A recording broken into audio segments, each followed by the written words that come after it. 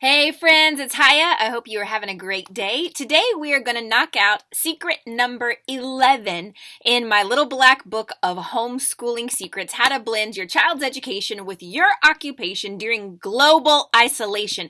And guess what? Now's where we actually get to your occupation. So today's secret is called Success Comes in Layers. So if you notice that for the first several days, we were focused on our kiddos because we know that we've got to get everybody, functioning. We've got to do a little bit of triage in a situation like this so that there's one element of, again, triage, so like people are surviving so that, everybody has a pulse, everybody is alive, everybody, nobody's killing each other. There's a little tiny bit of, a little bit of calm. There's a little bit of routine happening now, and there's a new sense of normal beginning to set in, albeit a weird new, if that makes sense. So it's a new, weird sense of normal, but people are starting to settle into that new rhythm and that new routine. So good job, Mom. You've done it. Now that we are here, now we can actually go back and start to look at where do we go from here? Because we don't want to just stop here, right? Our goal isn't to just survive the pandemic. Our goal isn't just to survive lockdown, as in we don't come out of our house and we are all killing each other and hate each other by the time it's over. No. Remember, we don't want to just survive. We want to thrive. We want to play a game of leapfrog with the universe. Yes, the world threw us a curveball, but we're going to come back and we're going to hit a grand slam home run. How are we going to do that? By embracing today's concept, which is success comes in layers. So what does it mean? Well, now that we've got that foundation laid and you've done the triage and everybody's functioning to some degree, now we can go, okay, let's take a breath. And let's look at what's next.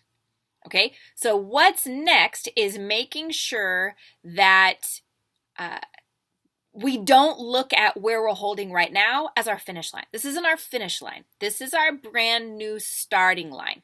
Every finish line is a new starting line, right? The end of one book or the end of one chapter is the start of a fresh new page.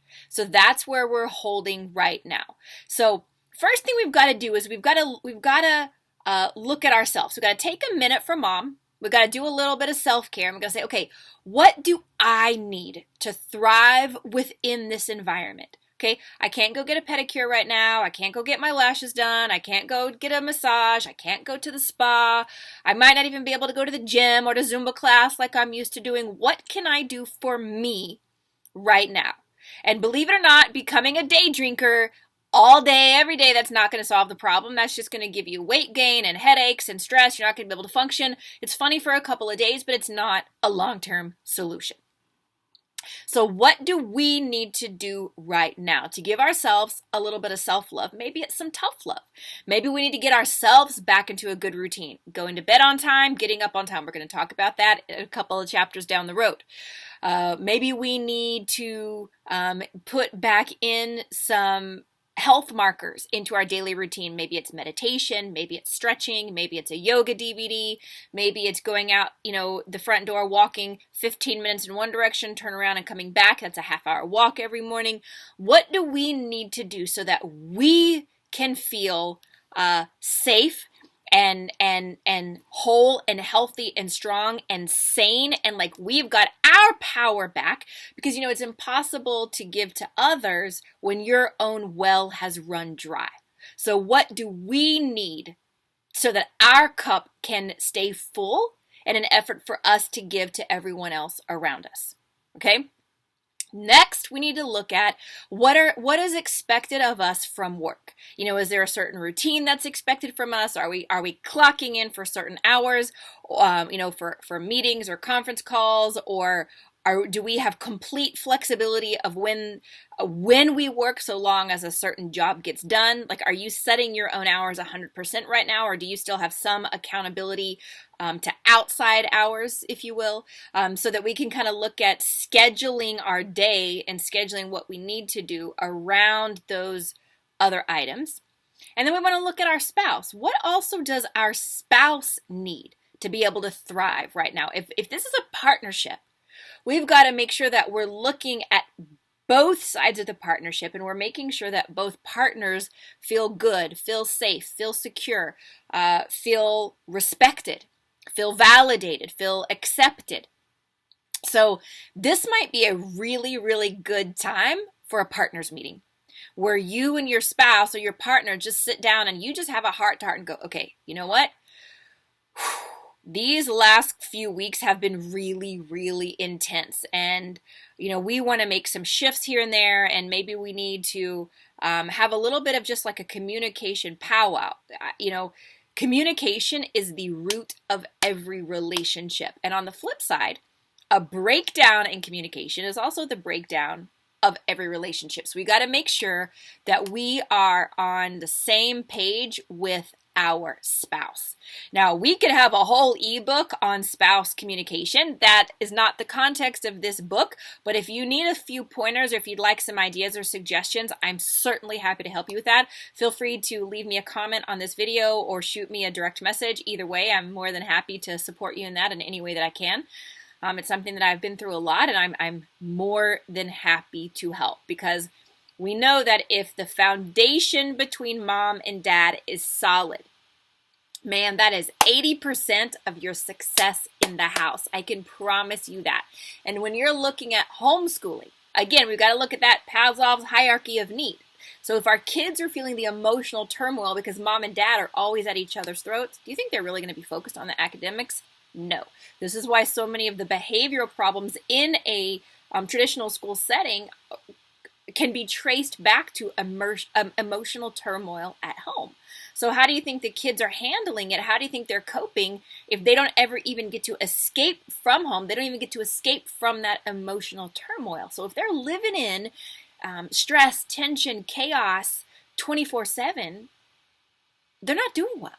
So we've got to make sure that we, the old saying, before we change the fruit, if we want to change the fruit, we have to heal the root. And the root of a happy home is a strong partnership, strong communication, strong friendship between mom and dad. So if that's something, if you want to allow this just to be a catalyst, just to be an excuse, just to be a reason to go, okay, you know what?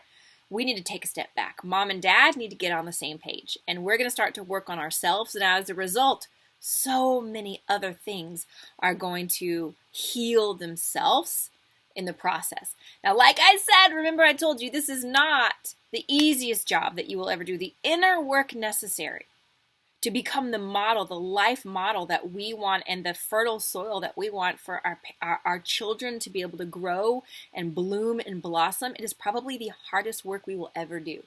It's like standing and looking in front of a full-length mirror and looking at all of our imperfections. We go, okay, do I want to really work on these things?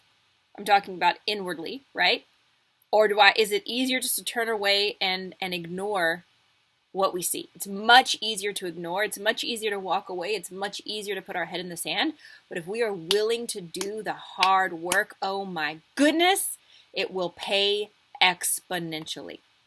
So take a look at the layers. First, look at how are you holding up. Look at did you make it through triage? How are you holding up? What's needed from you at work? What does your spouse need? How can you support your spouse? How can you help him? How can y'all help each other?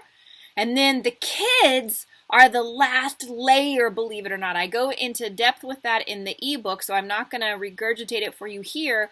But if you notice, it's like they're just the peak of the iceberg, because everything else we just talked about must be addressed first. Otherwise, that peak at the top, it's just putting a Band-Aid on the Grand Canyon. All right, I hope this is helpful. Let me know if you have any questions at all. You got this, Mom. You can do it. Is it easy? No. But is it worth it? Absolutely. The most fruitful work we can ever do. I love you guys. I'm cheering for you, and I'm sending you a big, huge hug. Bye for now. See you tomorrow.